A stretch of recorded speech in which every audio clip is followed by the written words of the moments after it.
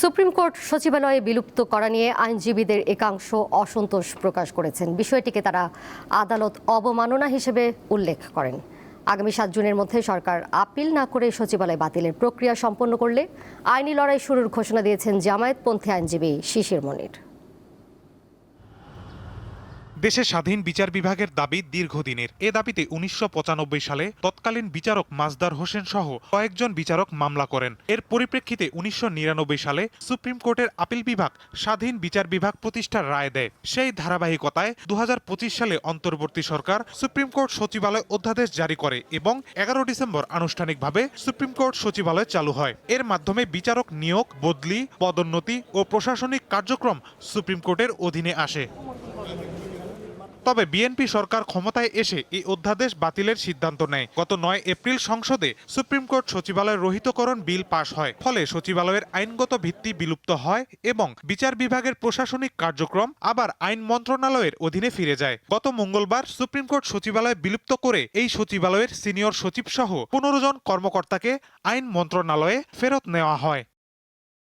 বিষয়টি নিয়ে আইনজীবী শিশির মনির বলেন, সর্বোচ্চ আদালতের নির্দেশে সুপ্রিম কোর্ট সচিবালয় গঠন করা হয়। বিষয়টি এখনো আদালতে বিচারাধীন। এ অবস্থায় সুপ্রিম কোর্ট সচিবালয় বিলুপ্ত করা আদালত অবমাননা। সরকার গতকালকে রাতে যা করেছেন এটি সিরিয়াস কন্টেম্প্ট করেছেন, আদালত অবমাননা করেছেন।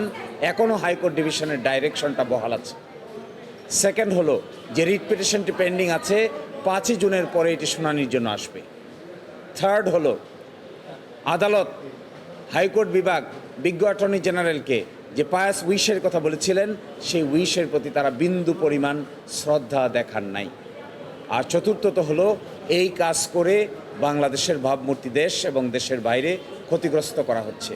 সংশ্লিষ্টদের বিরুদ্ধে আদালত অবমাননার আবেদন করা হবে বলেও জানান তিনি। যে কাজ এখন করছেন এটা অনেকটা পিছন দিকে ঠেলে দিচ্ছেন সবকিছুকে। তারা পিছনে দেখছেন, তারা ফরওয়ার্ড লুকিং না, তারা রিফর্মের পক্ষে না, তারা বিচারকদেরকে স্বাধীনতা দেওয়ার পক্ষে নয়, বিচারকদের নাকে তারা নাক পাশ লাগিয়ে রাখতে চান। এটি শুধু দেশের জন্যই ক্ষতি হবে না, দেশের ভাবমূর্তি দেশের বাইরেও ক্ষতি হবে। আমরা বিশ্বাস করব যারা তারা এগুলো থেকে বিরত থাকবেন। আমরা আগামীকালকেই একটি কন্টেম্প পিটিশন দায়ের করব।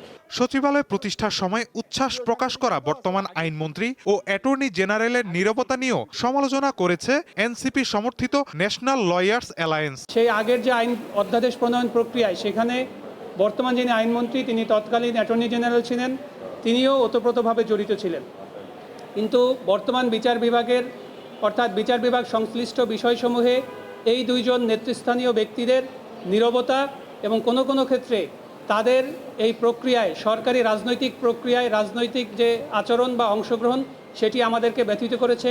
ফেরত নেওয়া ওই কর্মকর্তাদের মধ্যে ৯ জন জেলা দায়রা জজ, 2 জন অতিরিক্ত জেলা ও দায়রা জজ, 3 জন যুগ্ম জেলা জজ এবং একজন জ্যেষ্ঠ সহকারী জেলা জজ রয়েছেন। মাহিদুর রহমান, দীপ্ত সংবাদ, ঢাকা।